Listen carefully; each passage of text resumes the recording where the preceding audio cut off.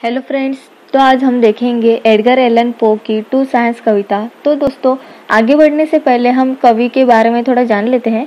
तो दोस्तों, Edgar Allan Poe सबसे प्रसिद्ध अमेरिकी कवि, संपादक और साहित्यिक आलोचक थे। वह अपनी कविता और लघु कथाओं, विशेष रूप से रहस्य की अपनी कहानियों के लिए जाने जाते हैं।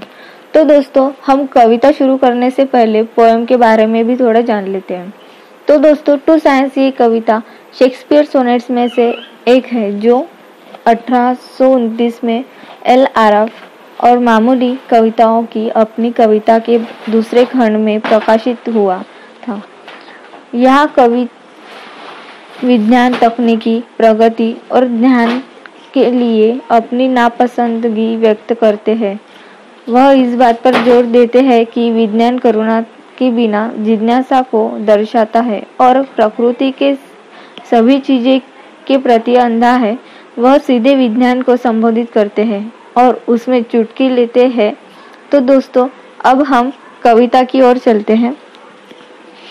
इस सोनेट्स में कवि ने विज्ञान से प्राप्त होने वाली तार्किक दृष्टि एवं भावना विहीन जीवन का वर्णन किया है। कवि विज्ञान को गिद्ध की उपमा देते हैं, जो कवि के कोमल हृदय पर आघात करता है। कवि का विज्ञान से नष्ट होने वाला कवि मन तथा आकाश में दिखने वाले तारों से प्राप्त होने वाला कवि मन कहीं खो गया है। विज्ञान की तांत्रिक प्रगति से कवि को कवि आपत्ति नहीं है, परंतु कवि को जीवन से जो अर्थ अभिप्रेत है, वह अर्थ विज्ञान की वजह से नहीं मिल पा रहा। रोमन देवता डायना चांद पर बैठकर आकाश की सैर करती है, ऐसी मान्यता है, परंतु विज्ञान से हमें पता चलता है कि चांद एक ग्रह है और कवि को लगता है कि विज्ञान डायना को बग्गी से बाहर खींच रहा है।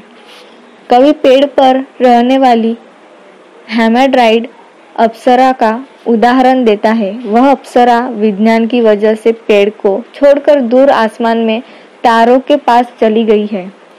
कवि अनेक उदाहरण देकर समझाते हैं कि विज्ञान के सामने भावनाओं का कोई मोल नहीं है, जिससे जीवन नीरस हो चुका है। कल्पनाओं का भी कोई स्थान नहीं है। तो दोस्तों, यहाँ अपनी पोएम खत्म होती है।